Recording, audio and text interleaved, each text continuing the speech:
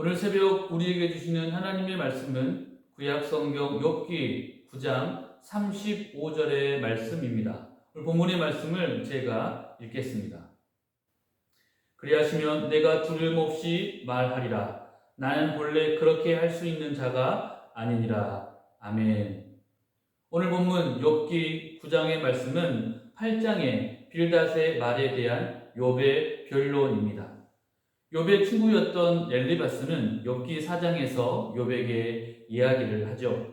생각해봐라. 죄 없이 망한 자는 없고 정직한 자는 절대로 끊어지지 않는다. 하지만 악을 밭 갈고 독을 뿌리는 자는 반드시 그대로 거두게 된다. 엘리바스는 지금 인과응보의 원리로 욥을 설득하고 있는 것입니다. 권선진악을 기준으로 해서 착하게 살면 복을 받고 죄를 짓거나 악을 행하면 이러한 고난을 받게 된다고 말을 합니다. 그러나 우리가 결론에서 알 수 있듯이 엘리바스의 말은 맞는 것처럼 보이지만 사실은 맞지가 않습니다.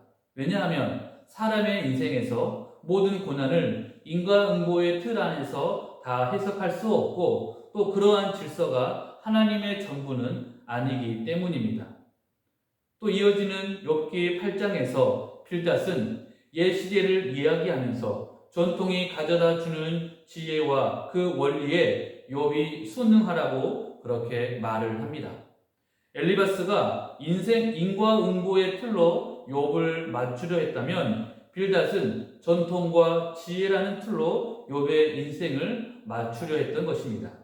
하지만 우리의 인생을 전통이라는 틀 안에서 해석이 불가능할 때가 너무나 많기 때문에 그 틀 안에서 우리의 인생을 맞추고 해석하려는 빌닷은 지금 잘못을 범하고 있는 것입니다.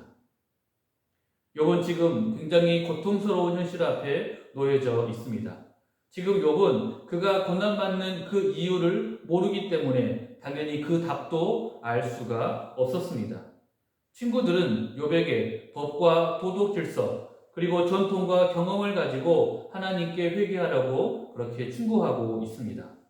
잘못을 인정하고 뉘우치면 그래서 주님께서 주시는 벌을 순순히 받으면 다시 형통한 날, 복된 날이 너에게 온다라고 이야기합니다. 하지만 욥은 지금 그러한 법과 도덕 질서 그리고 세상의 전통과 경험을 모르는 것이 아니었습니다. 욥 역시도 지금까지 그러한 틀 안에서 살아왔기 때문입니다. 하지만 이러한 세상 질서를 가지고는 지금 자신이 처한 이 말도 안 되는 상황을 그는 설명할 수가 없었습니다. 그래서 지금 항의하고 있는 것이죠. 욥은 지금까지 그가 믿고 있던 가치와 기준으로 지금의 상황에 대해서 더 이상 아무것도 설명할 수 없게 되면서 이제는 그 틀을 만드신 하나님께 큰 소리로 부르짖으며 하나님을 찾고 있는 것입니다. 구약의 율법에서 중요한 것이 바로 이것입니다.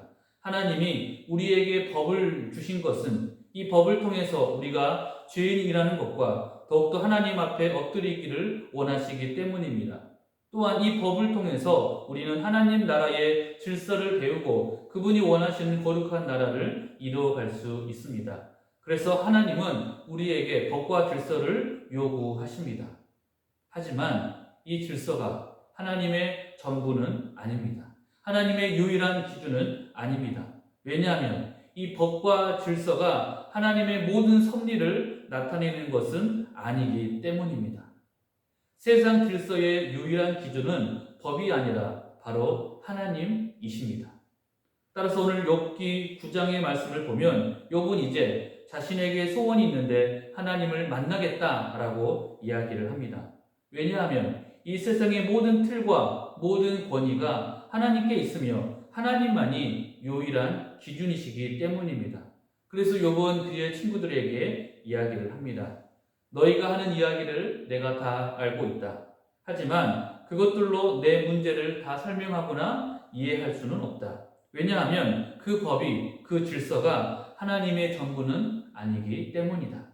따라서 하나님이 세우신 법으로는 더 이상 답이 되지 못하니 이제 나는 나의 주인 되신 하나님께 찾아가서 그분께 여쭈어 보겠다 이야기를 합니다.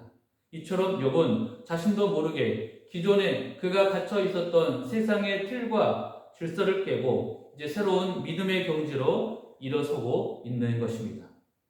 우리 인생에서 때로는 고난이 찾아옵니다. 그러나 그 모든 것이 우리가 이해할 수 있거나 또는 인과응보 또는 전통에 속해 있는 것은 아닙니다. 따라서 우리는 인생의 고난을 통해서 우리의 고정된 틀이 깨어지고 살아계신 하나님을 만나야 됩니다. 지금은 이해할 수 없고 때로는 우리가 받는 이 고난을 통해서 우리의 생각이 더욱더 넓어지게 되고 또한 살아계신 하나님을 더욱더 깊이 알게 되며 만나게 된 은혜가 우리 모두에게 있기를 소원합니다. 오늘 본문의 욥을 통해서 우리 모두는 깨달아야 합니다. 우리는 욥의 친구들처럼 고정된 생각의 틀을 가지고 정죄하거나 판단해서는 안 됩니다. 또한 고난 중에 있는 지금의 시간들을 통해서 하나님이 우리와 함께 하시고 우리에게 가르쳐 주시는 하나님의 섭리와 계획이 있음을 여러분 깨닫기를 바랍니다.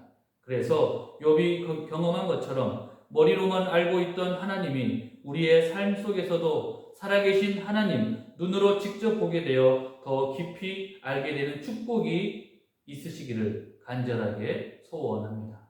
기도하겠습니다. 하나님 아버지, 오늘 새벽에도 우리에게 귀한 말씀으로 은혜 주시니 감사합니다.